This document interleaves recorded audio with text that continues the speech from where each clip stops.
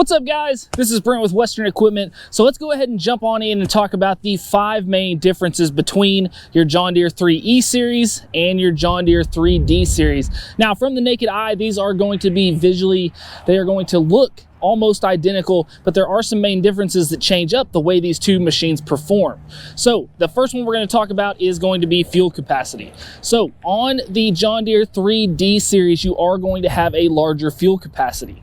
Now, for instance, here we are comparing a 3032E and a 3035D. So on the 3032E, you're going to have a fuel tank of 7.5 gallons. And then on the 3035D, you're going to have a fuel capacity of 9.7 gallons. You wouldn't be able to see this from the front, and you might notice it from the sides. But if we look around here on the back of the machines, we can see here on the 3E, the fuel tank configuration.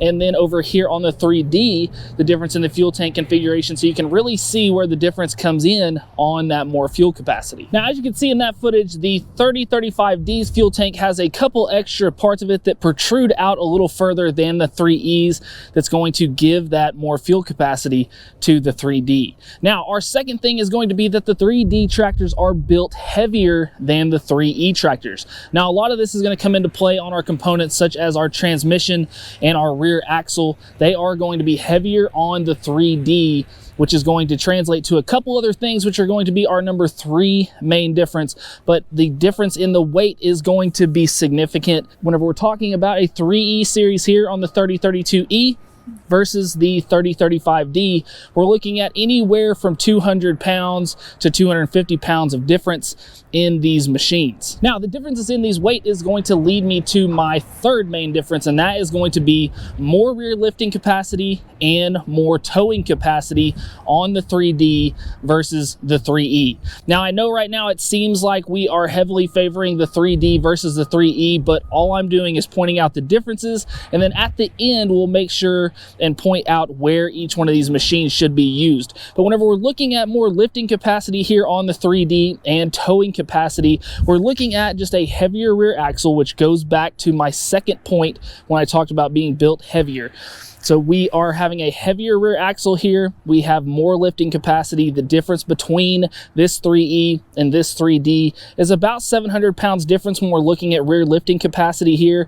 Now, the towing capacity is not a specification that is necessarily measurable because a lot of different factors come into this. But just know that the 3Ds, being as if they have more weight, they do have that heavier towing capacity. So if you're looking for a machine to tow around certain things, maybe wagons, maybe we're pulling trailers, things like that with one of these tractors, then the 3D might be the way that you want to look here. Now, the fourth thing may be the biggest difference between these two models. This is essentially what differentiates the 3E versus the 3D series, and this is what a lot of people look at whenever they're looking at these two tractors, and that's going to be the difference in the transmissions. So whenever we're looking on a 3E series tractor, these tractors are going to have hydrostatic transmissions, meaning that we have a high and a low position on our range selector, and then we have 2 pedals down to our right that are going to drive this tractor either forward or backward, along with also our throttle up on the steering column.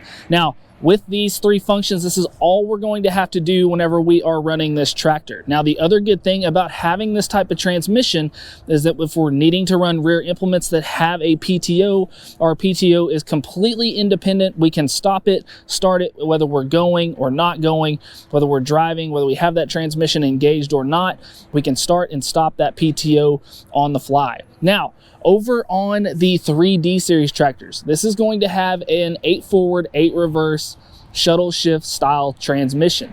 So this is a regular gear style transmission where everything is manual, meaning that anytime we're needing to switch any type of gear, whether we're going into forward or we're going into reverse, which is up on the shifter up here on the column, or if we're wanting to change between ranges, which you can see over here to your left where we're going to have our 2 ranges, or if we're changing gears over here to our right where we have these 4 gears. All of this is going to have to be done with pushing in our clutch over here on the left-hand side.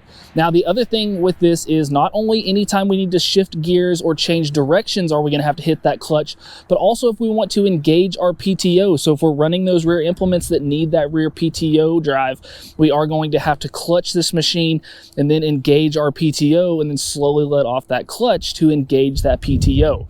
So This right here is one of the biggest deciding factors for most customers whenever we're talking about a 3E or a 3D is the ease of use. So for a lot of customers, having that hydrostatic transmission and that independent PTO is what they want to have, so they're not missing steps whenever they're going and using this tractor. Now, if you are accustomed to the older style tractors, maybe you grew up all your life on driving tractors and you need more power, more pulling power, you're used to using that clutch for everything that you're doing on this tractor, then that 3D may be the way to go in that instance. Now, our last main difference between these two series is going to come down to engine horsepower options. So on the 3E side, we are going to have a 3025E, a 3032E, and a 3038E, which is going to have horsepower ranges from 24 up to 37. Then if we move over here to the D series, we're going to have a 3025D, 3035D, and a 3043D, having horsepower ranges from 24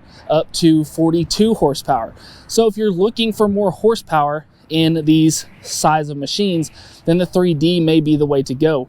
But the things that we need to consider when you're going in and you're looking at buying one of these John Deere 3 Series tractors, it's going to be very easy to see that there is also going to be a price difference between the E series and the D series. You're going to typically see a cheaper price on the D series tractors here, and that's simply because it is a simpler tractor. It is the gear transmission versus the hydrostatic transmission, so there is going to be that price range. But if you're going in and you're looking at these tractors, we want to make sure that ease of use is in mind. So we want to think about the 5 things that I just mentioned and really think about number 4 whenever we're talking about ease of use. Is this tractor one that I'm going to be able to run? Is this one that maybe my children are going to be able to run, or other people may be using it? Am I going to be using this tractor a lot for loader work? Because if we're doing a lot of loader work with these tractors, the hydrostatic transmission may be the way we want to go, so we can easily go from forward to reverse without having to shift like we would here on the 3D. Am I doing a bunch of pulling applications? Am I pulling trailers? Am I pulling wagons? Am I going to need the extra lifting capacity at the rear for those rear implements? If so, maybe I want to look here at the D series, but I have to keep in mind that the transmission style is going to be different than this 3E. So a lot of things can make up the differences between these two tractors, so we want to keep in mind the 5 that I just mentioned, and also remember that there is going to be a price point difference where we're going to be higher on the 3E series and lower on the 3D series. So guys, overall, I hope this video helped you out. I hope you liked this video. If you did, we just ask you to hit that like button and subscribe to the channel. Also guys, if you need any parts for your John Deere equipment, make sure to go check us out at 247parts.com. And as always guys, thanks for watching. We'll see you next time. Hey guys, make sure to check out this cool video and this one. Buy your parts right up here and subscribe right here.